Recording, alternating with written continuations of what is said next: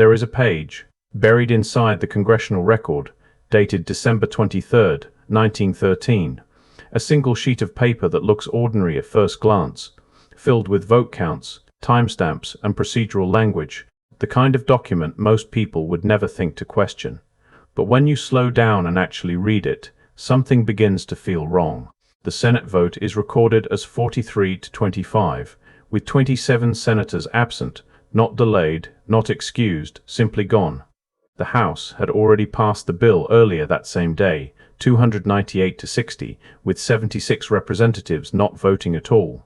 And then, at exactly 11:45 at night, just 3 days before Christmas, the bill passed. By morning, the United States had a central bank. That page does not explain why so many lawmakers were missing. It does not explain why the vote happened during what was officially called a special session, when most of Washington had already left for the holiday. It does not explain why something so structurally permanent, something that would reshape currency itself, was finalized in a window when almost no one was paying attention. But that page is only the beginning. Because within the same year, within a span of just 10 months, 3 separate changes occurred, each one altering a different pillar of American life: taxation, representation, and money. The 16th Amendment authorized federal income tax. The 17th Amendment changed how senators were chosen, and the Federal Reserve Act centralized control over currency. 3 systems, 3 transformations, 1 year. And if you look closely, the question is no longer what changed in 1913. The question is why everything changed at once. The official story tells you that 1913 was a year of reform, a necessary adjustment to a growing nation, a modernization of systems that had become outdated. But the people who were alive at the time, the ones who actually lived through the transition, did not describe it that way. Their voices still exist, preserved in thousands of interviews conducted decades later, between 1936 and 1940, by the Federal Writers Project. Nearly 3,000 life histories, recorded carefully, archived in the Library of Congress, quietly sitting there, searchable, but rarely examined as a whole. These were not historians speaking, not academics reconstructing events. These were ordinary Americans, farmers, merchants, teachers, craftsmen, people who had lived before 1913 and remembered how things worked. And when they spoke about that year, they did not frame it as progress, they described it as a shift. Consider the timeline through their eyes. A man born in 1855, living to the age of 85, would have died around 1940. That means in 1913, he would have been 58 years old, fully aware, fully capable of understanding the systems around him. A woman born in 1860, interviewed in 1938 at 78 years old, would have spent more than half her life in a country that operated without federal income tax, without a central bank, without direct election of senators. They remembered something different. But they use war. An 82-year-old woman in Kentucky, interviewed in 1938, recalled her father running a small business, paying state taxes, but no federal income tax, at least not until around the First World War. A former bank clerk in Ohio, 76 years old in 1937, spoke about local currencies, state-chartered banks, systems that operated independently before what he called the centralization. That word appears more than once. Centralization. Not reform, not improvement, not efficiency, but centralization, a quiet consolidation of systems that had once been distributed, local, varied. A merchant in rural Tennessee, 81 years old when interviewed, described accepting multiple forms of payment before the war. Local script, state banknotes, currencies that circulated within specific regions. He said that by around 1920 everything had become standardized, the variety disappeared. A woman in Iowa, 77 in 1938, explained that her father's store used to keep separate ledgers for different types of currency, tracking each one individually until sometime after 1913, when those ledgers were no longer needed. Everything became one system.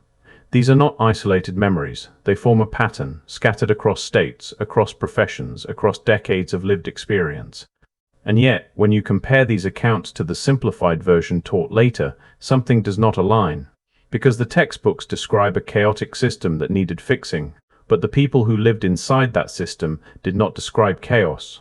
They described something else. If the memories alone were the only contradiction, they could be dismissed as nostalgia, or selective recall, or the natural distortion of time. But there is another layer, one that does not rely on memory at all, one that exists in stone, steel, and physical space, something you can still see today if you know where to look: the buildings. Across the United States, structures built before 1913 follow a pattern that is difficult to ignore.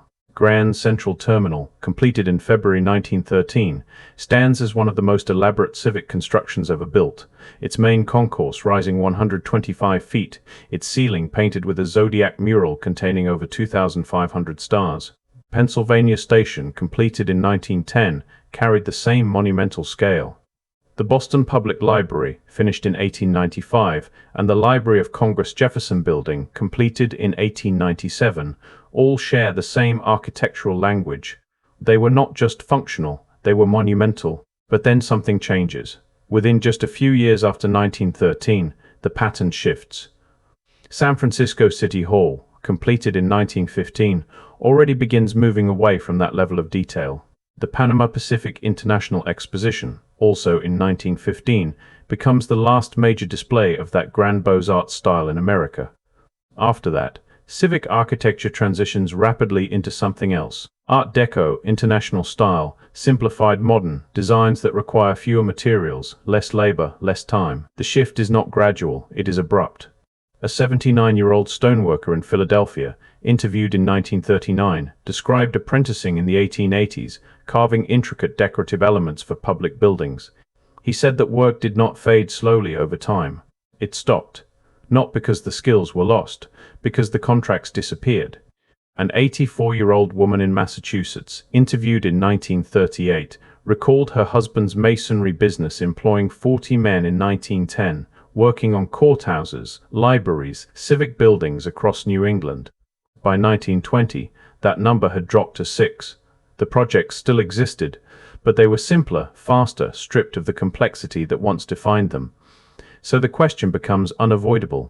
If the nation was progressing, if systems were improving, why did the physical output become less sophisticated at the exact moment those systems were centralized?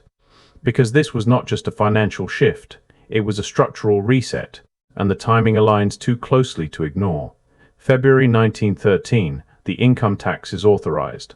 April 1913, Senate elections are changed.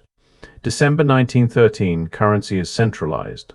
The same year, the Rockefeller Foundation receives its charter, after years of resistance. The same year, the Pujo Committee documents financial concentration among a small group of banks controlling major industries. And just months later, those same interests are involved in drafting the Federal Reserve Act. The buildings change, the money changes, the system changes. The system, all at once. When you isolate each event, each reform, each structural change introduced in 1913, the explanations seem reasonable. Income tax could fund a growing government. Direct election of senators could reduce corruption. A central bank could stabilize currency. Each idea on its own has a logic that is easy to accept. But the problem is not the ideas. It is the timing, because none of these changes were new. The income tax amendment had been proposed as early as 1894, and it failed.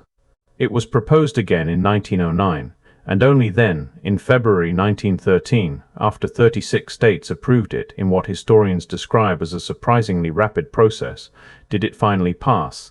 The 17th Amendment, changing how senators were selected, had been proposed repeatedly since 1826, debated across decades, rejected again and again, until it was suddenly ratified in April 1913. Then comes the Federal Reserve Act, drafted during the summer of 1913, not in open legislative debate, but during closed meetings on Jekyll Island, Georgia, where representatives of the nation's largest banks met with Treasury officials. The bill was introduced in December, passed both houses on December 23rd, and signed the same day. 3 structural changes. 3 different systems, all succeeding within 10 months after decades, in some cases nearly a century of resistance. That is not gradual reform, that is convergence, and the congressional record confirms details that make the situation even more unusual. When the Federal Reserve Act was passed, 27 senators were absent, many having already left Washington for Christmas, under the assumption that no major votes would occur until January. The vote took place late at night, during a special session, at a time when attention was at its lowest. This is not speculation, it is documented. At the same time, the Pujo Committee, concluding its investigation in early 1913, reported that a small group of financial institutions controlled a majority of American industry, railroads, and utilities. The recommendation was regulatory reform. Yet within months, those same financial interests appear in the creation of a centralized banking system. And alongside all of this, the Rockefeller Foundation receives its charter in February 1913, after 3 years of resistance, and within a few years begins influencing education, public health, and scientific research across the country. So now the pattern expands. It is no longer just government. It is finance, education, and infrastructure. Multiple systems, previously independent, begin aligning under centralized structures within the same year, within the same narrow window. And when you place that next to the memories of those who lived before it, the decentralized currencies, the locally controlled systems, the architectural complexity that suddenly disappears, the question shifts again. Because this no longer looks like reform. It begins to look like coordination. What followed 1913 did not happen overnight, but it unfolded with a consistency that is difficult to dismiss. Within just a few years, the systems that had been changed began reshaping how people interacted with the country itself, not just economically, but intellectually, culturally, and historically. By 1918, the federal income tax expanded dramatically through the Revenue Act, transforming what many had assumed was a temporary wartime measure into a permanent system. A 78-year-old farmer in Nebraska, interviewed in 1937, recalled filing his first income tax return in 1919, believing it was tied to the war effort. He did not expect it to remain, but it did. At the same time, education began to standardize. Between 1915 and 1920, the General Education Board, funded by Rockefeller, distributed tens of millions of dollars to schools and universities across the United States. The funding came with recommendations. Curricula began to align, textbooks became standardized, and teacher training followed uniform protocols. A former schoolteacher in Virginia, 82 years old in 1938, described teaching from locally selected materials in the early 1900s. By the 1920s, those choices had narrowed to state-approved lists, controlled, consistent, uniform. The same pattern appears in maps and records. Atlases published after 1920 begin showing standardized place names, consistent territorial designations, simplified geographical classifications. Historical references to earlier systems, especially monetary ones, become vague, often described as inefficient or chaotic, without detailed explanations of how they actually functioned. The complexity disappears from the explanation, not just the system. And then there are the stories that do not fit at all. An 80-year-old woman in Michigan, interviewed in 1939, recalled her grandmother describing buildings in her village that were already ancient in the 1850s, structures so large and so complex that no one in the community knew who had built them. The interviewer recorded it as folklore, but the woman insisted her grandmother had been precise, describing materials, scale, and construction methods that did not match anything being built in the 1870s or 1880s. These accounts are scattered, fragmented, often dismissed, but they all share one thing: they contradict the simplified version that came later. Because by the 1950s, when the grandchildren of those witnesses entered school, the story had been streamlined. The Federal Reserve modernized banking, the income tax funded necessary government, the 17th Amendment reduced corruption. Progress, reform, inevitability, the details that did not align were no longer taught, and the people who remembered them began to disappear. The Federal Writers' Project captured nearly 3,000 of those voices between 1936 and 1940, preserving them in the Library of Congress. Then the project was defunded. The interviews were archived, largely untouched, until the 1970s, by which time the generation that had lived through 1913 was gone. Their memories remained, but their explanations did not.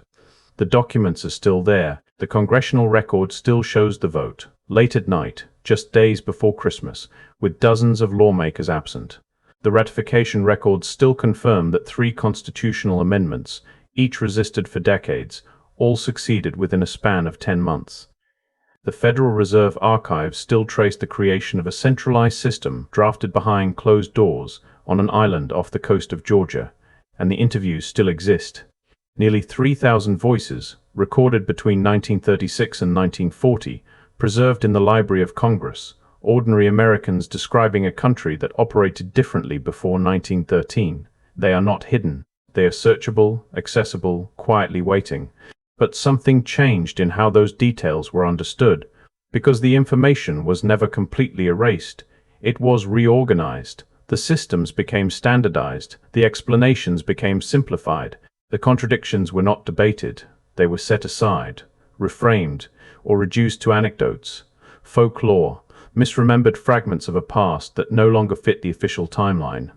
And over time, the pattern became invisible, not because it disappeared, but because no one was taught to connect it.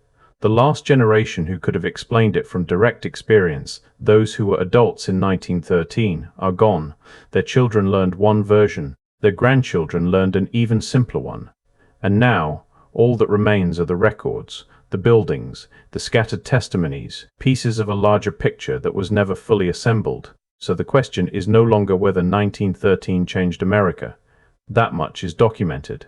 The question is why so many independent systems, currency, taxation, representation, education, architecture, all shifted at the same time, after generations of resistance, and why the people who lived through it describe something more complex than what we are taught today. Was it simply progress, unfolding faster than expected?